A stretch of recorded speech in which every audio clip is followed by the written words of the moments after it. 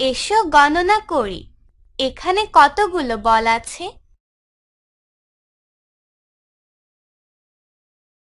এখন কতগুলো বল আছে? আর কয়টি বল আছে?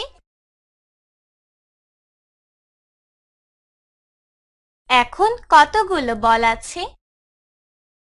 এই সংখ্যাটি কত? আমরা এটিকে কি বলি? আমরা একে শূন্য বলি এবং লিখি শূন্য। এসো গণনা করি। ডালে কতগুলো পাতা আছে?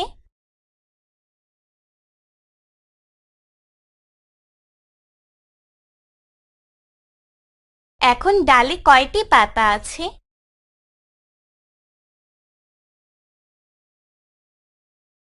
ডালে আর কয়টি পাতা আছে?